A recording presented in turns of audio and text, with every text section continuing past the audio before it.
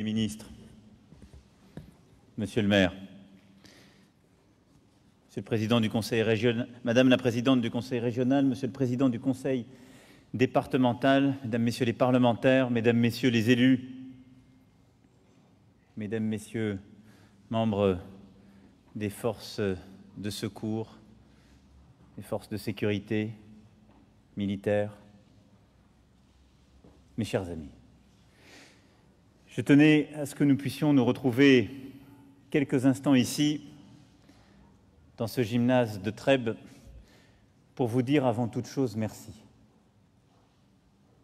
Merci à toutes et tous pour ce que vous avez fait il y a une semaine, quasiment heure pour heure, dans cette nuit qui a commencé de dimanche à lundi, et pendant les heures et les jours qui ont suivi. Merci parce que votre mobilisation collective est celle qui a permis de sauver tant de vies.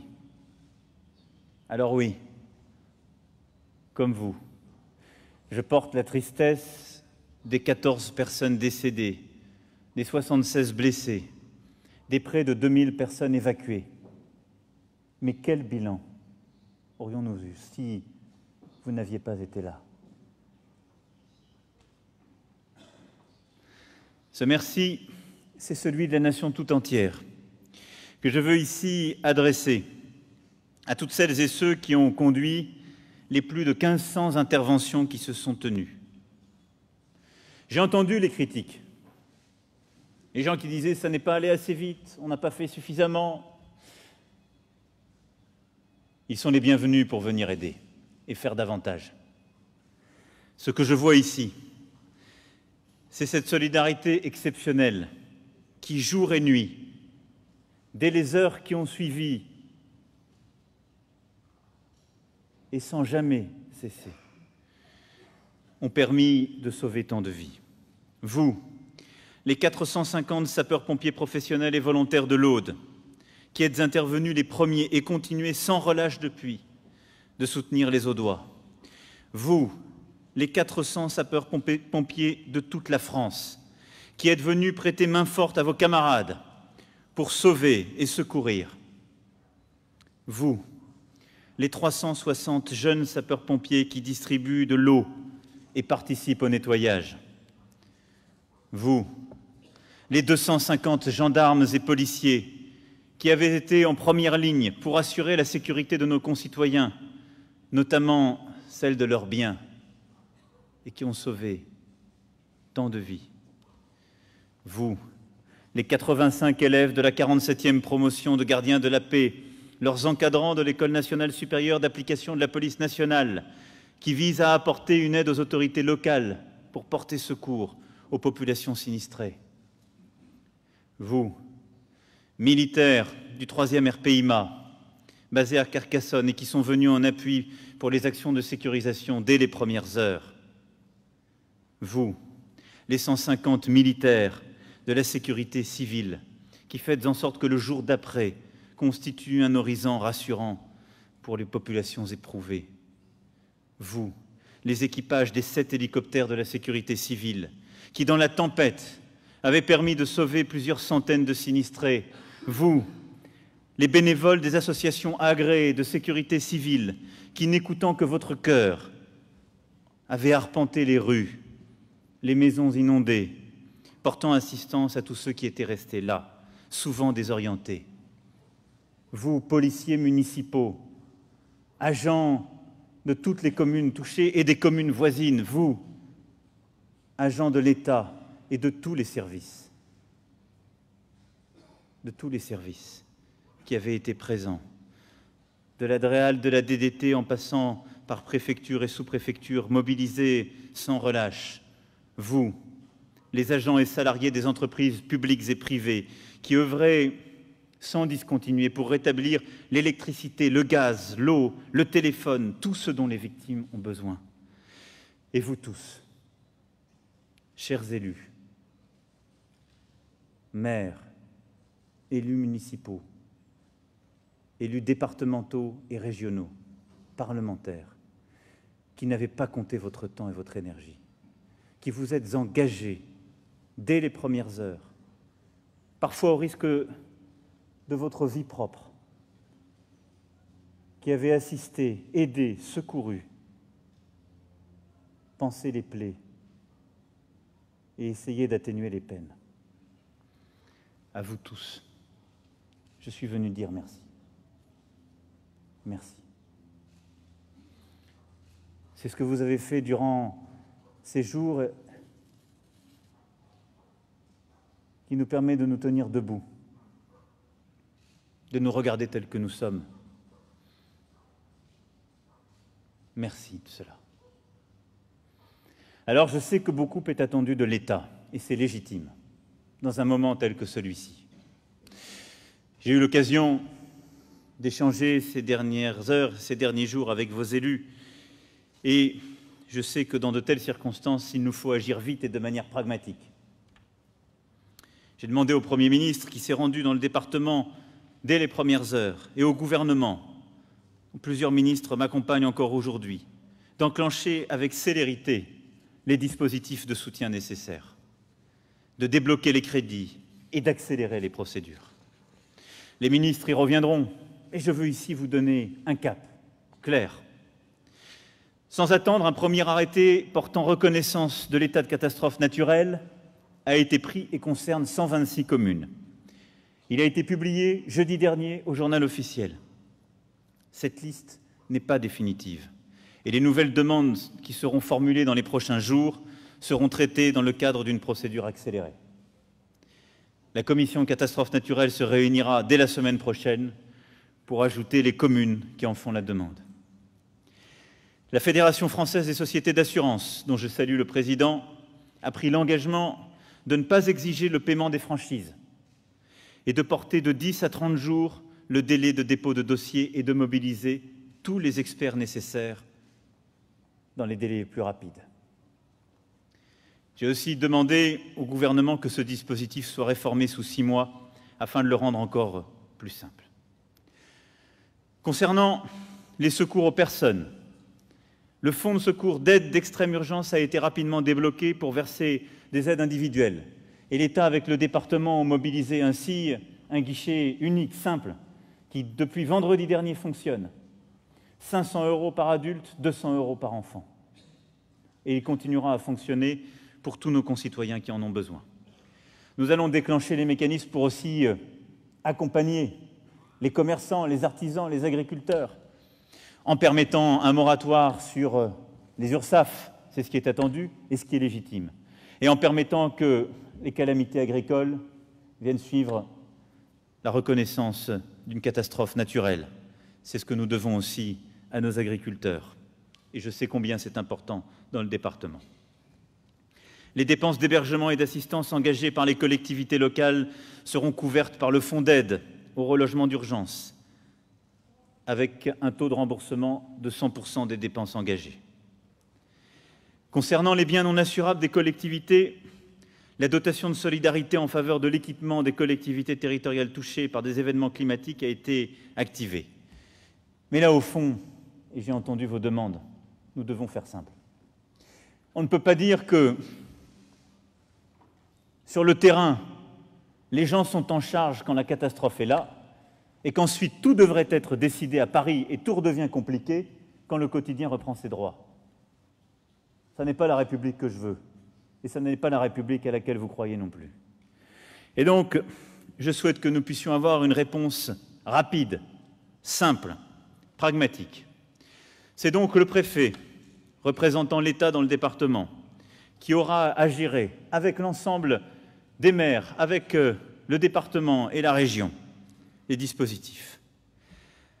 Concernant ce qu'on appelle le coefficient de vétusté, j'ai découvert ça peut-être comme vous, ça veut dire qu'on ne rembourse bien les choses que si elles sont récentes et qu'on rembourserait mal les équipements des collectivités quand elles sont anciennes. Eh bien, il appartiendra au préfet de ne pas l'appliquer à chaque fois que la situation de la commune l'exige ou que les circonstances l'imposent. On va faire simple. Je crois qu'aucune commune ici présente n'a choisi de voir son pont bousculé, son école détruite, son gymnase massacré. Aucune. Je ne vois pas pourquoi je leur appliquerais un coefficient de vétusté. De la même manière, l'État remboursera 100% sur décision du préfet et, par conséquent, pourra déroger à la règle de l'obligation de participation minimale de la commune ou du département ou de la région, normalement de 20%. Je ne peux pas demander à des communes déjà en difficulté financière, à un département qui a tant de défis, qu'il n'a pas choisi et qu'il affronte courageusement, d'aller payer, parce que ce serait le principe, 20% des dépenses à engager. Là aussi, nous ferons les choses de manière simple, efficace et directe. Et de la même manière, pour que les choses aillent vite, j'ai souhaité que nous puissions mettre en place un fonds de roulement qui sera géré directement par le préfet. Il sera évidemment, dans son montant final, fonction de l'ensemble des constats qui seront faits et des chiffrages définitifs. Mais d'ores et déjà, nous savons que ce seront au moins 80 millions d'euros qui seront à débourser. Et c'est donc un tel fonds qui, dans les prochains jours, sera mis à disposition du préfet pour que l'État apporte son soutien à l'ensemble des élus. Un engagement clair, rapide, des règles simples, pour ne pas demander à ceux qui souffrent et qui ont déjà tant de difficultés d'avoir les complexités à gérer ou la bureaucratie à accompagner. De la même manière, je veux que nos concitoyens qui ont tout perdu, en plus d'une réponse rapide des assurances, puissent avoir un accompagnement clair, rapide là aussi, que leurs papiers, leur titre personnel, la carte d'identité, les papiers nécessaires au quotidien, bancaires, les différentes cartes dont ils ont besoin et que l'administration délivre, leur soient redonnés de manière rapide et gratuite. Concernant les déchets, je sais que c'est un souci pour nombre d'élus ici présents, mais pour une bonne partie des forces de secours également. Les détachements militaires de la sécurité civile continueront à participer aux reconnaissances d'embâcles sur les secteurs désignés par le préfet, en appui du syndicat mixte. Tous les déchets sont acheminés vers les plateformes de Carcassonne et de Narbonne pour être traités. Et là-dessus, nous mobiliserons, au-delà des éco-organismes déjà mobilisés pour reprendre gratuitement ce qui est trié, nous mobiliserons l'ensemble des crédits d'État nécessaires, en particulier ceux de l'ADEME. Pour le reste, les mesures ont été prises pour que la décharge de Narbonne puisse accepter ce volume exceptionnel de déchets. Concernant les réseaux d'eau et d'assainissement, l'agence de l'eau Rhône-Méditerranée-Corse augmentera le taux de subvention pour les opérations de reconstruction dans le cadre de ce 11e programme. Et je souhaite que le comité de bassin puisse prendre une délibération conduisant jusqu'à 50% l'engagement qui sera le sien. Au-delà de la gestion de crise et pour la reconstruction, la section génie et appui des formations militaires de la sécurité civile viendra en appui des moyens civils du CEMAR. Et je vous confirme que les travaux engagés seront éligibles à la dotation de solidarité. Les collectivités, enfin, par décret, bénéficieront d'un versement anticipé du fonds de compensation de la TVA.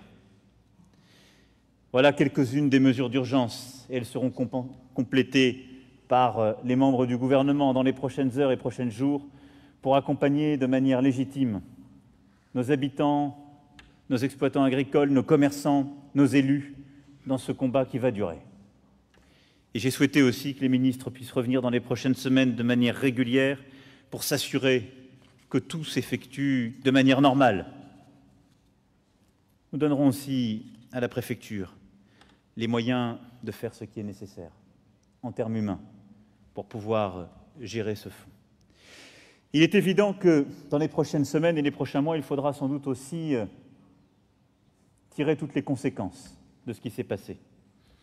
Les inspections administratives ont été demandées afin de pouvoir comprendre, éventuellement identifier les responsabilités, corriger ce qui doit l'être, et aussi prendre de manière rapide, avec les collectivités compétentes, les décisions indispensables.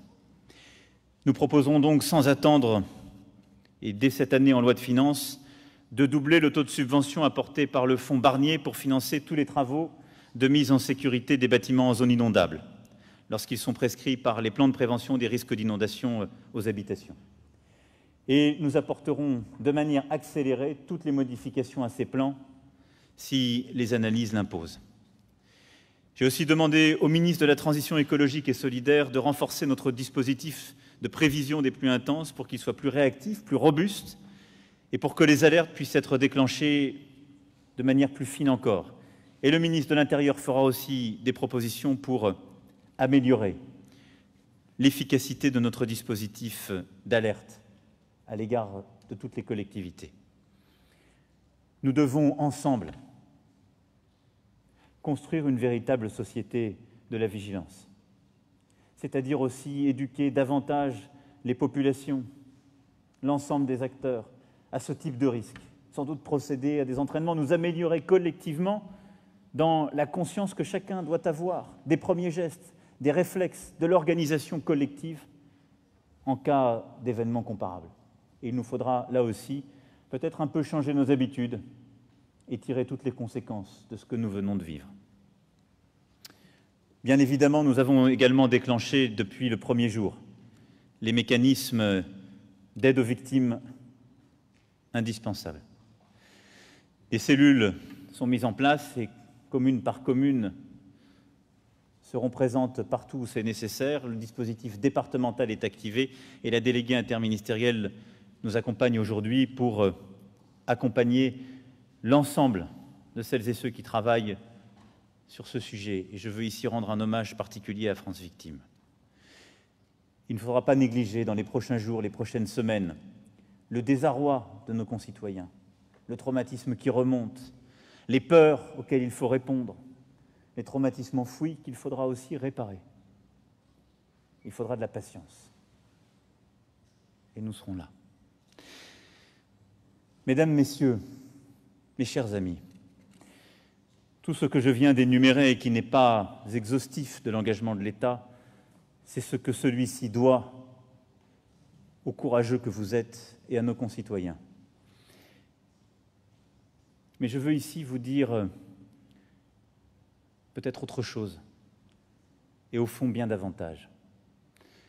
Et je vous le dis ici à Trèbes, Monsieur le maire, cette ville qui a déjà eu à subir les drames que nous connaissons au printemps dernier. Une ville que j'ai vue debout, courageuse, et vous au premier chef, et qui aujourd'hui à nouveau est mordue par le destin. Trèbes, c'est une ville de la République. Et la République, c'est vous. Ce que vous avez fait ces derniers jours, ces dernières heures, c'est la République. C'est cette solidarité exceptionnelle qui fait qu'on n'a plus peur de rien parce qu'il y a une vie à sauver. Qu'on ne sait plus si c'est alors le jour ou la nuit parce qu'on doit être là. Qui fait qu'on ne craint plus parce qu'on doit faire. Qui fait qu'on tient debout parce que tant d'autres s'accrochent à nous et en ont besoin. La République, c'est cette vague plus forte que toutes les vagues qui ont frappé vos communes, celle de la solidarité nationale, d'une cohésion qui nous tient et que depuis ce matin, j'ai senti, vu chez tous nos concitoyens. Ils ont tous dit merci. Merci à vous pour ce que vous avez fait. Ils ont tous senti ça. Et dans la France entière, vous avez vu se lever cette vague de solidarité nationale. Vous avez vu des jeunes et moins jeunes venir de la France entière pour aider, secourir, déblayer. C'est cela la République. Et donc, au-delà de toutes les aides, de tout ce que nous allons continuer à faire dans notre département de l'Aude pour les mois qui viennent, pour reconstruire, rebâtir, réparer, vous avez donné un formidable visage de la République. Et cela, nul ne peut le décréter. Mais moi, je suis venu vous le dire. Et vous dire combien je suis fier de vous.